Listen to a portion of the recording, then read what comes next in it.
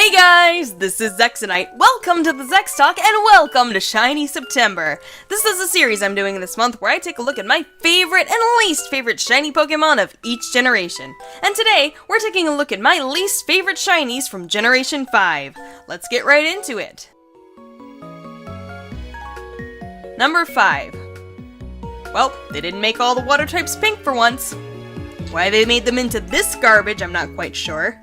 And actually, I'm not sure why these colors don't work on Palpatine and Seismitoad when they work fine on the Shinx line. Maybe Shinx is just a fluke Pokemon that's the only one that can pull off blue and yellow. Or maybe it suffers from the same problem as the Drifblim line, where the proportion of blue and yellow makes it look bad. It might have to do with the design. I really can't say why I find these colors appealing in one arrangement and not another, but these just don't look good to me. There is one thing that I can describe my dislike for regarding shiny Palpitoad and Seismitoad though. They're both toads, obviously, and so they're designed to look like they have warts on them. But in the original coloring, while you can get a sense that they're kinda warty, being that the warts are blue, they actually kinda look like bubbles instead of warts. You can still get the feeling of a warty toad without being too graphic about it. In the shiny forms, however, Palpitoad and Seismitoad just look like they're covered in giant infected pustules. Way to go the graphic route, Game Freak! But even then, it kinda doesn't make any sense. The quote-unquote warts that toads have aren't actually warts.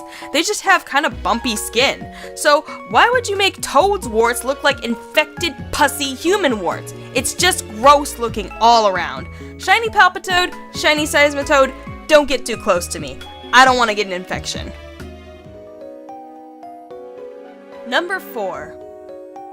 I kind of feel bad to pick on this one. I mean, it was kind of a lost cause before anybody conceived of its shiny form. I mean, look at Sigilyph. It's a fucking mess. Why does it have so many colors on it?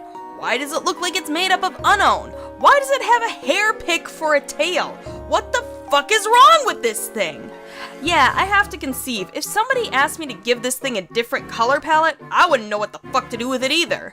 I mean, they could have inverted the white and the black colors on it, or maybe they could have rearranged the existing colors. Maybe they could have done like purple, blue, and green with some white or something. I don't know. No matter what you do, it's gonna end up looking like shit. And that's why I feel bad to pick on this shiny, because it never stood a chance.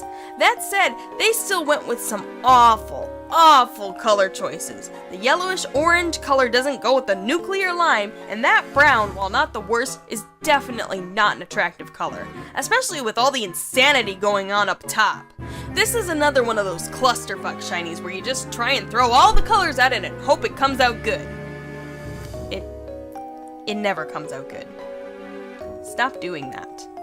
Sigilyph, I'm really sorry. You never stood a chance, but even then they still managed to fuck things up worse than anyone could have expected. Number 3. Scraggy is one of those shinies that barely changes from the original coloring, and that tends to piss people off, myself included. You'll notice that none of those Pokemon are on any of my lists because there are just so many of them. They all share precisely the exact same reason for why people don't like them, and they're just not creative picks. I mean, what would I even talk about? This is lame, I don't like it. Do you really want to hear that a bajillion times? I didn't think so. Scraggy is actually one of the lesser offenders of this category. It doesn't change much, but I do think it changes enough to signify that it actually is shiny.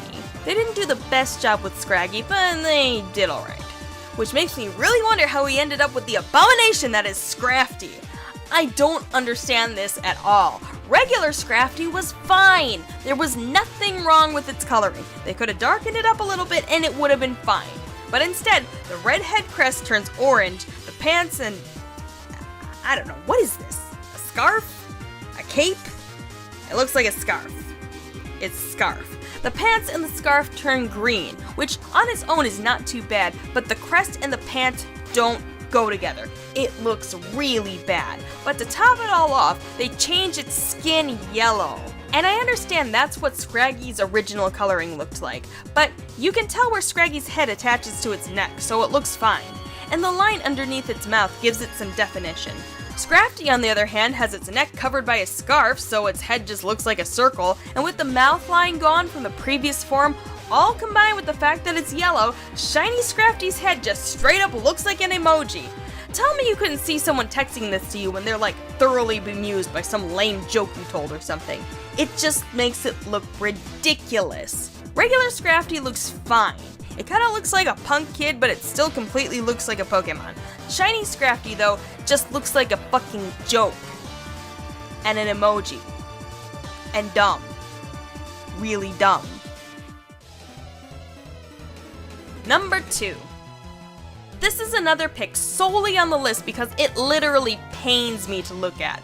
This isn't as bad on my eyes as some previous picks, but what it lacks in pain, it makes up for in ugliness. Patrat and Watchdog aren't very popular Pokemon.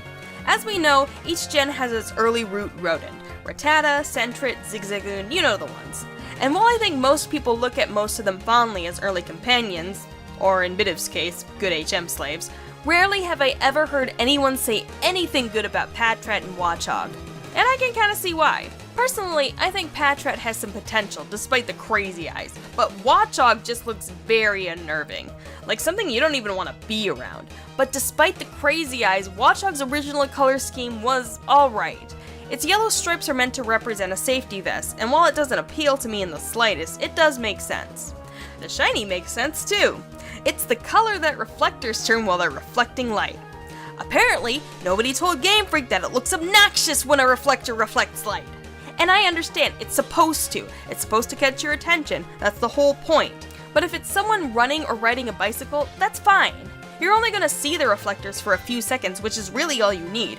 But to be staring at that color for minutes at a time while you battle, it's just very grating on the eyes. The green color is way too intense to look at for long periods, and it clashes with the deep magenta color that the rest of Watchdog's body turns, which makes it even more difficult to look at.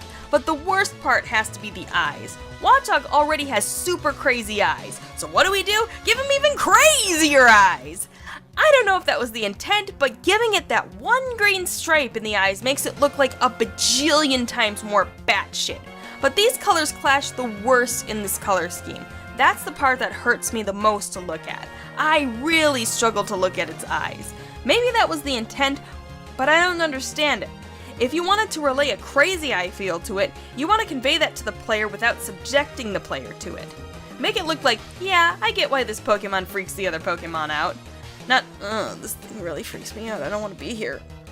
Watchdog, in addition to being painful to look at, clashes horribly. It just adds insult to injury.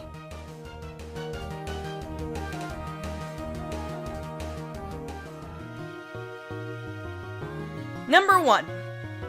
This is probably a really obvious, predictable pick because everybody puts this on their worst shinies list. That said, it's incredibly understandable why. Rockin Krookodile look freaking awesome in their original colors. They're specifically made to look like they're wearing sunglasses, especially Krookodile, but they fucked it all up when they decided to make these shinies. They made the bands yellow, but in doing so, they also made the eye areas yellow. So instead of looking like they're wearing some awesome pairs of shades, they just look like they have these stupid beady little eyes. It cuts so much into their cool factor, it's unbelievable. Like, these guys went from smoking behind the bleachers and making out with all the hot punk chicks to organizing teachers' books and wearing pocket protectors. How did they manage to fuck these guys up this badly? And to top it all off, the colors aren't even good. Crocorock's original coloring was okay. It didn't wow me, but it didn't offend me. Krookodile, on the other hand, looks freaking badass with its dusty red color. I love the way it looks. But for both of these, they gave them this gross brown color with a distracting yellow. At least the blue underbelly, I could kinda see what they were trying to do with it, but no. Don't even bother. You fucked this up badly already. Don't bother trying to save it with a little bit of complimentary color. But despite the coloring, it's the stripping of the shades that really did it in. I feel like if they just left that alone, while everything I said about its ugly color scheme is true, it would have existed as kind of an ugly shiny that everybody overlooked and forgot about.